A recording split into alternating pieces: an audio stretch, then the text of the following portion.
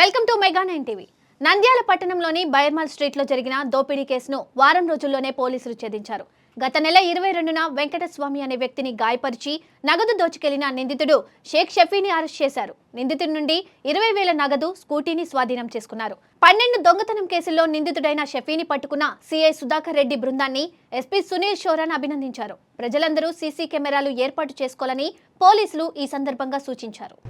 గత నెల అనగా ఏప్రిల్ 22వ తేదీన గడివేముల మండలం కర్బద్ర గ్రామానికి చెందినటువంటి వెంకటస్వామి అనే పర్సన్ టీవీ కొనుక్కోవాలని చెప్పేసి వాళ్ళ ఊరు నుండి బయలుదేరి నంద్యాల బస్ స్టాండ్లో దిగి నంద్యాల కూడా పట్టణ పరిధిలోని బైరమల్ స్ట్రీట్లో టీవీ కొనుక్కోవడానికి అని చెప్పేసి వెళ్తూ ఉంటే ఒక పర్సన్ తన యొక్క స్కూటీతో ఆ వెంకటస్వామి అనే పర్సన్ని బ్యాక్ సైడ్ హిట్టడంతో కింద పడిన తర్వాత అతనికి ఇంజరీస్ అయినాయి.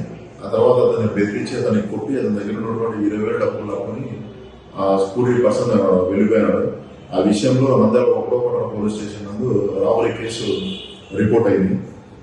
తర్వాత మేము కేసు నమోదు చేసుకున్న తర్వాత సీసీ కెమెరాలు ఇతర ఎవిడెన్స్ ని కలెక్ట్ చేసిన తర్వాత రాబడిన సమాచారం మేరకు ఈ రోజు ఈ చిరుపేట జంక్షన్ దగ్గర వెహికల్ చెకింగ్ చేస్తూ ఉంటే సుమారు 5 గంటల ప్రాంతంలో సాయంత్రం షేక్ షఫీ 46 ఇయర్స్ తండ్రి మహబూబ్ బాషా అని చెప్పేసి తన నేటివ్ పూర్వమిల్ల ప్రజలు చాగల్మర్రి టౌన్ లో ఉంటున్నాడు.